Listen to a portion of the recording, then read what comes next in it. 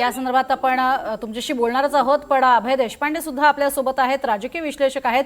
अभय sir, एकंदरीतच या सगळ्यावरती आता ज्या पद्धतीने एकमेकांवरती आरोप प्रत्यारोप होत आहेत, कपिल सिब्बल यांनी सुद्धा काही महत्त्वाचे दावे केलेले आहेत. या अनुषंगानं कशा पद्धतीनं आजचा हा युक्तिवाद महत्त्वाचा ठरू शकतो, या सगळ्या ज्या बाबी बाहेर बोलल्या गेलेल्या आहेत त्याचा सुद्धा काही अंतर्भाव आपल्याला पाहायला मिळेल का?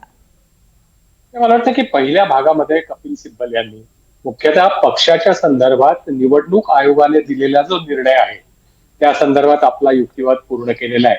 आणि आज ते म्हणजे काल सुनावणी संपली त्यावेळेस त्यांनी सांगितलं की मला काही जजमेंट या संदर्भातले आपल्याला दाखवायचे आणि त्यानंतर मी पक्षांतर बंदी कायद्याचा जो विषय आहे त्या संदर्भात मी माझं आर्ग्युमेंट पुढे करणार आहे. त्यांनी दोन भागामध्ये त्यांच्या युक्तिवादाची विभागणी केलेली आहे.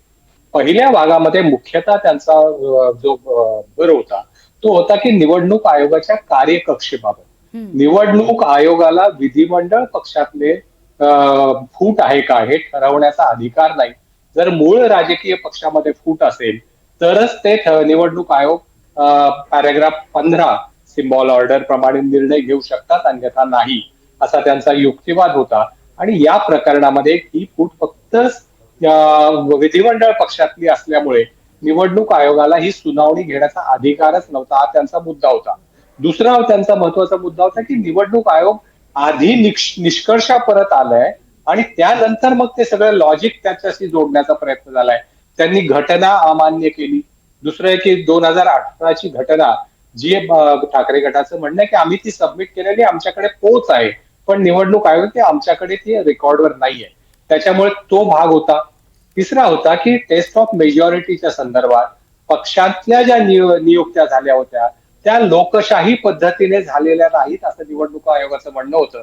त्यामुळे पक्षातल्या पदाधिकारी असतील, त्यांच्या राष्ट्रीय कार्यकारिणी असतील, त्याच्यातली विभागणी त्यांनी गृहीत धरली नाही आणि केवळ लेजिस्लेटिव्ह पार्टी किंवा लोकप्रतिनिधी यांच्यामध्ये पडलेली जी फूट होती तीच गृहीत धरली आणि यालाच कपिल सिब्बल यांनी आक्षेप घेतलेला आहे. आणि त्या संदर्भात काल न्यायमूर्तींकडून अनेक प्रश्नोत्तरे झाली. या संदर्भात त्यांना विचारण्यात आलं की तुम्हाला म्हणजे निवडणूक आयोगाच्या निर्णयाबद्दल त्याचा उल्लेख केला की त्याच्याबद्दल आक्षेप आहे का, त्यांना अधिकारच नाही याच्याबद्दल आक्षेप आहे.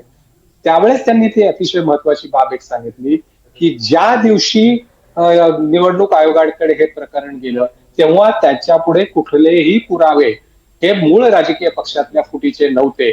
त्यामुळे त्याच्यानंतर जरी ती केस इव्हॉल्विंग असली, नंतरच्या काळात जरी पुरावे सादर केले असले तरी त्याची दखल घेण्या इतके पुरावे पहिल्या दिवशी त्यांच्याकडे नव्हते.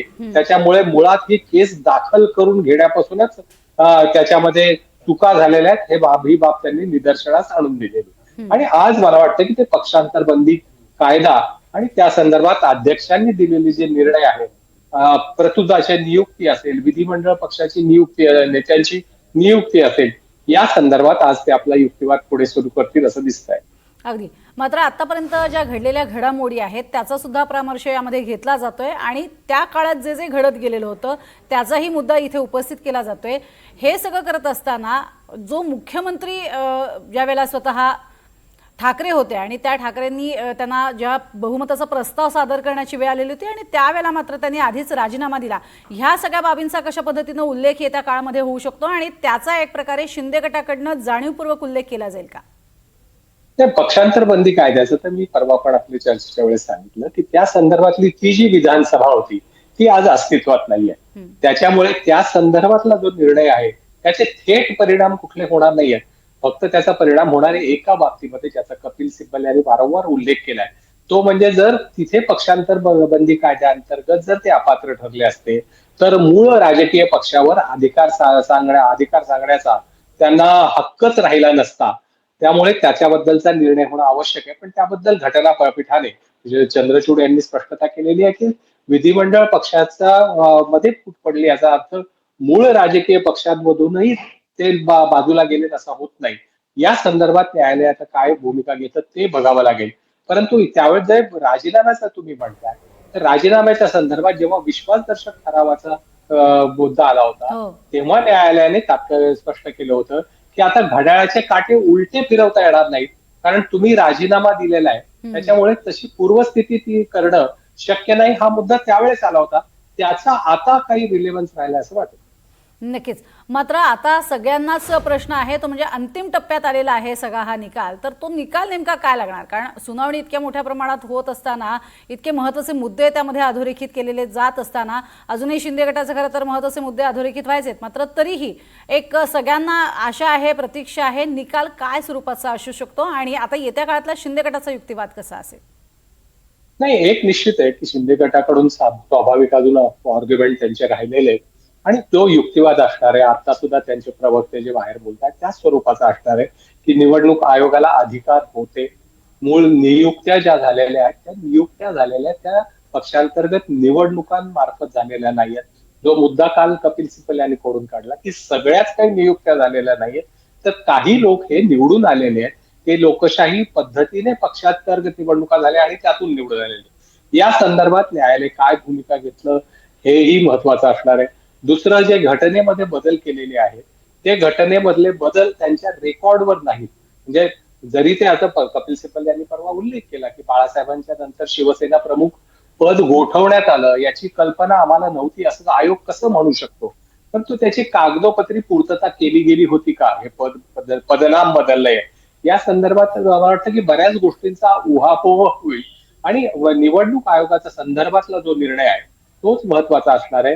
कारण साधी काली प्रकरणापासून अनेक प्रकरणांचे दाखले दिले जात आहेत. हो. मुळात त्याचा सगळ्यांचा आधार साधी काली प्रकरणात असला तरी त्यावेळेस पक्षांतरबंदी कायदा नव्हता. त्याच्यामुळे लेजिस्लेटिव्ह पार्टी ही ज्या अर्थाने डिफाईन व्हायला पाहिजे होती त्या अर्थाने त्यावेळेस झालेली नाही.